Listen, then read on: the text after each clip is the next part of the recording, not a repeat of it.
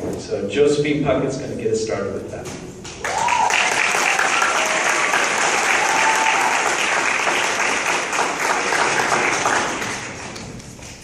Ever heard the beat of a Pegasus's wings or the heartbeat of a hydra? When I was little, that was all I heard, and I never wanted it to end. When summer ended and the griffins went across the sky to their homes, I was sent to kindergarten. Kindergarten was the evil castle with black swirling clouds that makes you want to run back to your mom and get into the car, until you actually go. It turned out to be really fun and ran by people who should be in a fairy tale. After we left, my mom asked, "Do you have butterflies?" I didn't know what butterflies were, but I didn't want them to leave. I remember kindergarten being one of the best years of all.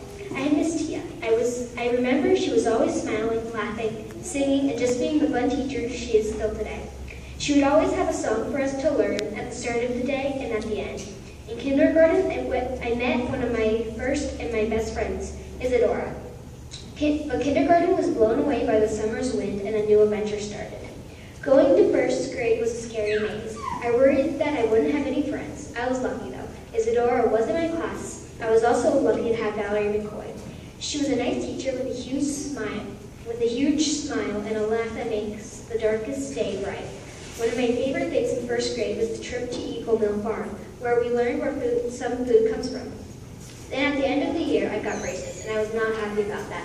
I wanted to stay in first grade, but I had to keep moving forward, which led me to second grade. I completed first grade, and I started to like having braces. I got even happier when I met my teacher, Mary Snowden. She was an awesome teacher who was always laughing and knew how to go crazy cool.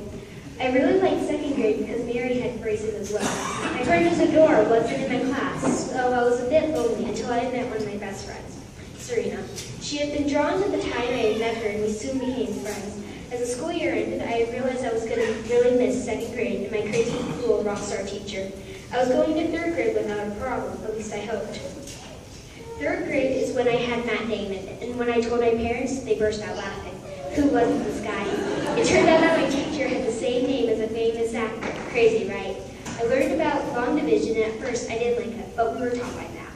I soon got really good at it, and I really liked the writing classes that were taught by Matt as well. Not to forget the cursive class that Christy did. I really liked third grade, but I had to walk down the road to fourth. Fourth grade was strange. Andy Strange to be correct. Andrew was my teacher for fourth grade. He was a great teacher who was really fun. He liked going on field trips, and the one I enjoyed the most was the trip to Crater Lake. Joe Dombrowski was my teacher for writing, where we learned how to write essays and a lot of other things, like nonfiction and poems. I got a new friend that year too, Claire Sniffen. We all got to be a great bunch of friends, and just as fast as fourth grade started, it ended. In fifth grade, I had Michelle Kaidak. She was and still is a joyful teacher that could help with almost anything. I still had Joe for writing, and that year we learned how to write a persuasive essay. Then in the month of May, it happened. We had puberty class. I'm not going into any details, all I'm saying is that it was awkward. I learned how to add fractions and multiply decimals. I remember the trip to Bandon the best, where we got to stay here to go to the beach. It was truly fun. Then that was the end of fifth grade, and my friends and I will have to move a step to middle school.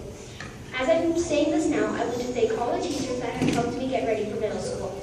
Tia, Valerie, Mary, Matt, Andy, Joe, and Michelle. You've all helped me in your own way. I still hear the griffins and the hydras, maybe even better.